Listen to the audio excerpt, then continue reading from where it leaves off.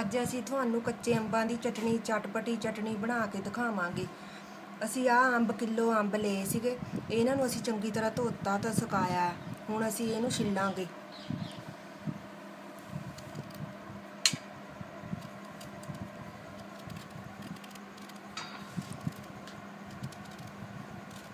ਚੰਗੀ ਤਰ੍ਹਾਂ 2-3 ਪਾਣੀ ਧੋ ਲੈਣਾ ਇਹਨੂੰ ਪਹਿਲਾਂ, ਫਿਰ ਸੁਕਾ ਲੈਣਾ, ਫਿਰ ਕੱਟਣਾ, ਇਹਨੂੰ ਛਿੱਲਣਾ।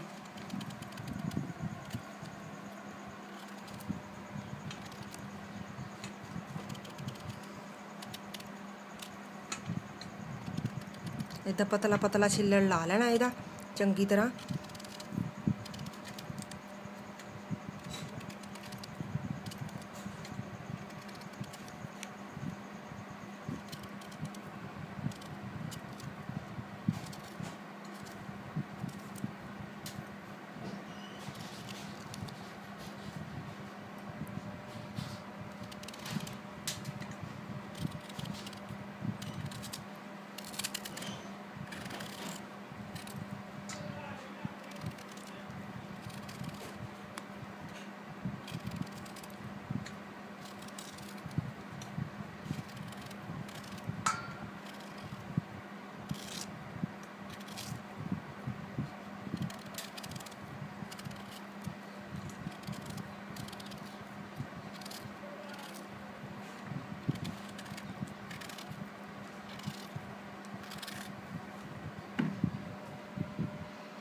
सारे अंब इद्दां ही छिल लैने आ।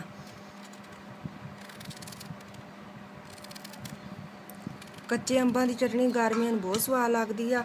तुसीं उदां जे बना के रख सकदे, जिन्ना चिर उदां स्टोर करके भी रख सकदे इहनूं चंगी तरह बना के, पर पानी सुका लेना चाहिदा अंबां दा चंगी तरह, नहीं तां फिर खराब हो जांदी आ। इह 'च पानी बिल्कुल नहीं पाउणा हैगा। ਇਹਦੇ ਵਿੱਚੋਂ ਹੀ ਅੰਬਾਂ 'ਚੋਂ ਪਾਣੀ ਕਾਫੀ ਨਿਕਲ ਆਉਂਦਾ ਆ।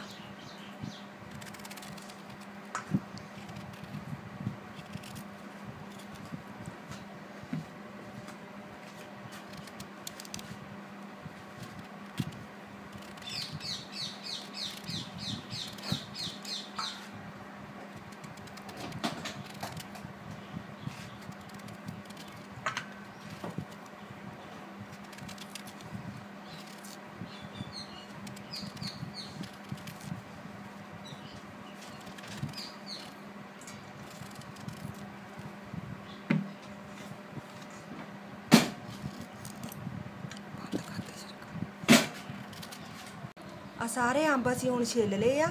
हुण असीं इहनूं कद्दूकस करांगे।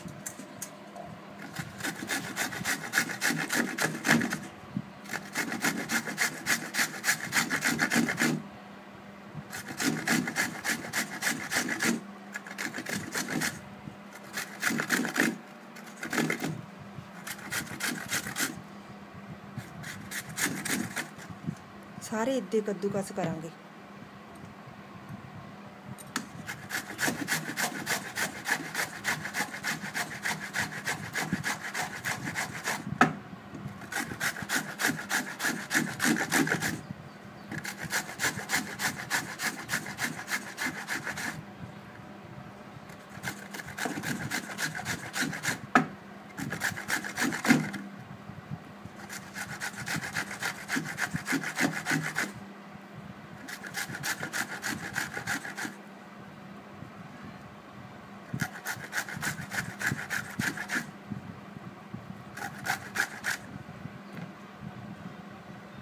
हौली हौली सारे इद्दां कद्दूकस कर लवांगे। पतले पतले सगों सोहना हो गया है, सोहने हो जाते बरीक बरीक कद्दूकस। इहदे विच इस हिसाब दे रखने आ।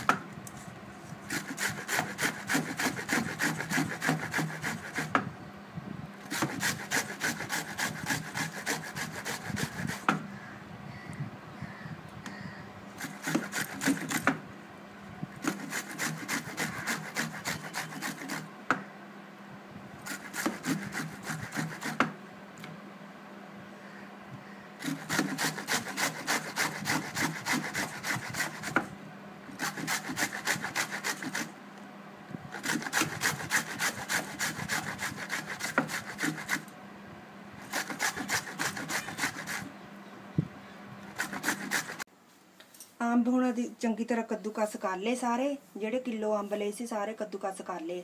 ਹੁਣ ਅਸੀਂ ਇਹਨੂੰ ਪਕਾਵਾਂਗੇ।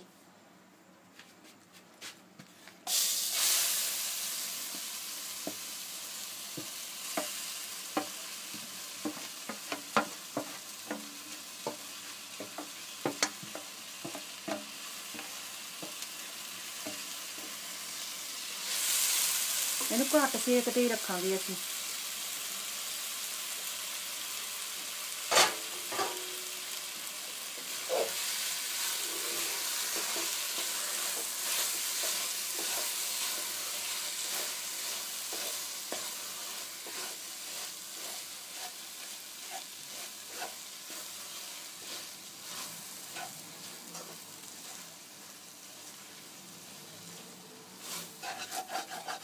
ਥੱਲੇ ਨਹੀਂ ਲੱਗਣ ਦੇਣਾ ਇਹਨੂੰ, ਬਸ ਇਹਨੂੰ ਹਿਲਾ ਹੀ ਜਾਣਾ ਲਗਾਤਾਰ।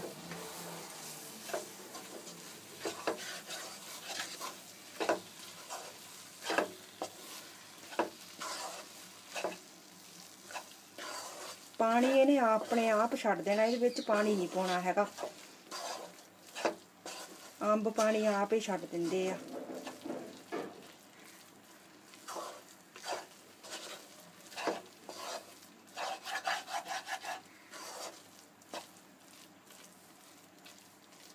ਸਲੋ ਸੇਕ ਤੇ ਪਕਾਉਣਾ ਇਹਨੂੰ, ਬਹੁਤ ਤੇਜ਼ ਸੇਕ ਨਹੀਂ ਕਰਨਾ ਹੈਗਾ।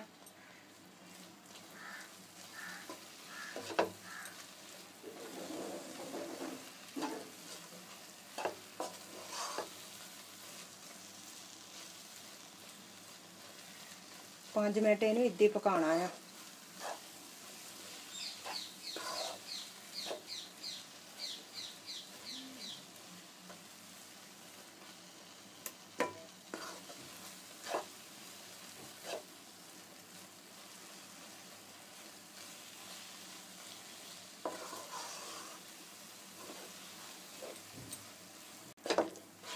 ਅਸੀਂ 5 ਮਿੰਟ ਹੁਣ ਪਕਾ ਲਿਆ ਅੰਬਾਂ ਨੂੰ। ਹੁਣ ਅਸੀਂ ਇਹ 'ਚ ਗੁੜ ਪਾਵਾਂਗੇ।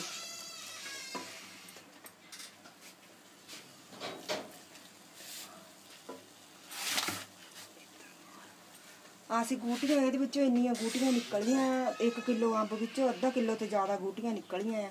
ਅਸੀਂ ਉਸ ਹਿਸਾਬ ਨਾਲ ਗੁੜ ਪਾਵਾਂਗੇ। ਅਸੀਂ ਅੱਧਾ ਕਿਲੋ ਗੁੜ ਲਿਆ ਆ। ਅੱਧਾ ਕਿਲੋ ਤੋਂ ਥੋੜ੍ਹਾ ਜਿਹਾ ਘੱਟ ਹੀ ਪਾਵਾਂਗੇ, ਕਿਉਂਕਿ ਗੂਟੀਆਂ ਨਿਕਲ ਗਈਆਂ ਨਾ ਸਾਰੀਆਂ ਵਿੱਚੋਂ, ਅੱਧਾ ਕਿਲੋ ਤੋਂ ਜ਼ਿਆਦਾ।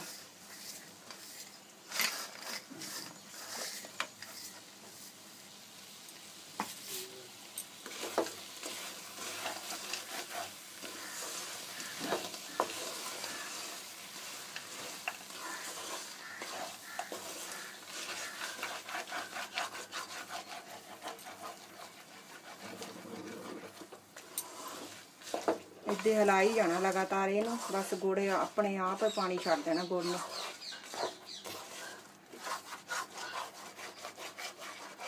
ਇਹਦੇ ਵਿੱਚ ਪਾਣੀ ਬਿਲਕੁਲ ਨਹੀਂ ਪਾਉਣਾ ਹੈਗਾ ਚਟਣੀ 'ਚ, ਇਹ ਚਟਣੀ ਖਰਾਬ ਹੋ ਸਕਦੀ ਆ।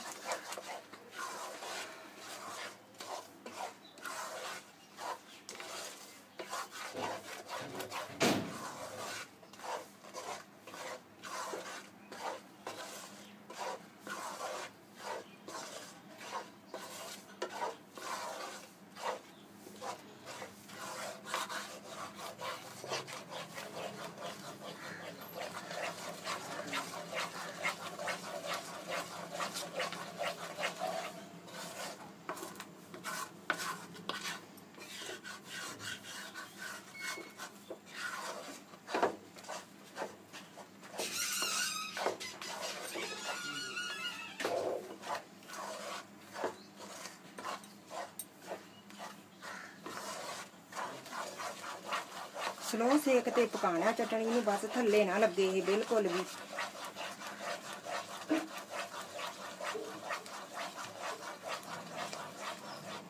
ਇੱਦਾਂ ਇਹਦੀ ਡਲੀ ਭੱਜੀ ਜਾਣੀ, ਜਿਹੜੀ ਵਿੱਚ ਥੋੜੀ ਬਹੁਤੀ ਰਹਿ ਗਈ ਤਾਂ।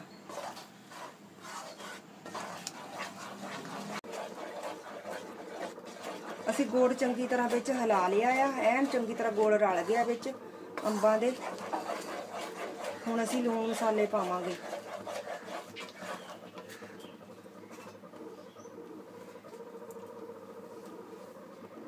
ਲੋੜ ਅਨੁਸਾਰ ਹੀ ਪਾਉਣਾ, ਬਹੁਤ ਤੇਜ਼ ਨਹੀਂ ਪਾਉਣਾ। ਥੋੜਾ ਜਿਹਾ ਅਸੀਂ ਜੀਰਾ ਪੀਸਿਆ ਸੀ ਉਹ ਪਾਵਾਂਗੇ।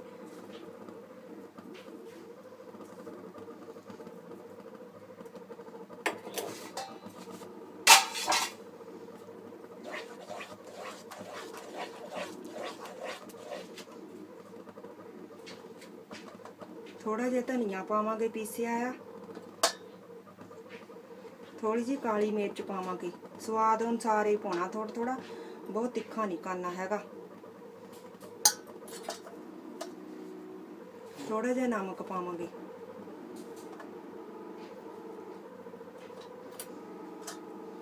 ਥੋੜੀ ਜਿਹੀ ਦੇਗੀ ਮਿਰਚ ਪਾਵਾਂਗੇ।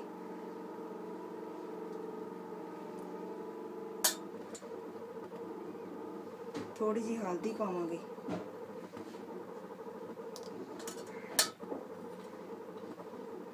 ਥੋੜੀ ਜਿਹੀ ਲਾਲ ਮਿਰਚ ਪਾਵਾਂਗੇ।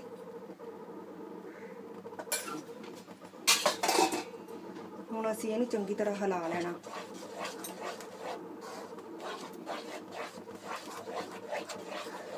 ਮਸਾਲੇ ਆਪਣੇ ਹਿਸਾਬ ਨਾਲ ਪਾਉਣਾ ਹੈ, ਜਿੰਨੇ ਕੁ ਅੰਬ ਉਸ ਹਿਸਾਬ ਨਾਲ ਮਸਾਲੇ ਪਾਉਣੇ ਆ, ਸਵਾਦ ਅਨੁਸਾਰ। ਉਹ ਵੀ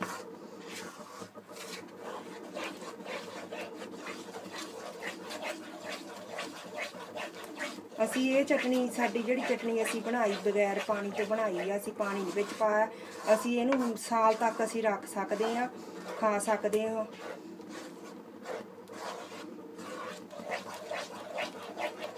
ਸਾਲ ਤੱਕ ਖਾ ਸਕਦੇ। ਇਹਨੂੰ ਮਤਲਬ ਕਿ ਆਟੇ ਵਾਲਾ ਹੱਥ ਨਹੀਂ ਲਾਉਣਾ, ਨਾ ਇਹਨੂੰ ਪਾਣੀ ਵਾਲਾ ਹੱਥ ਲਾਉਣਾ, ਵਿੱਚ ਚਮਚਾ ਵੀ ਨਹੀਂ ਪਾਣੀ ਵਾਲਾ ਪਾਉਣਾ ਹੈਗਾ, ਨਹੀਂ ਤਾਂ ਇਹ ਖਰਾਬ ਹੋ ਸਕਦੀ ਆ।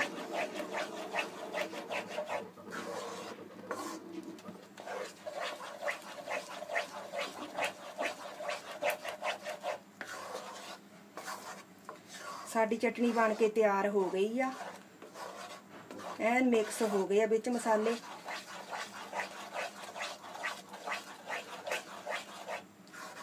ਹੁਣ ਅਸੀਂ ਇਹਨੂੰ ਠੰਡੀ ਹੋਣ ਨੂੰ ਰੱਖਾਂਗੇ ਥੋੜਾ ਚਿਰ ਵਾਸਤੇ, 10 ਮਿੰਟ ਵਾਸਤੇ ਰੱਖਾਂਗੇ ਠੰਡੀ ਹੋਣ ਨੂੰ।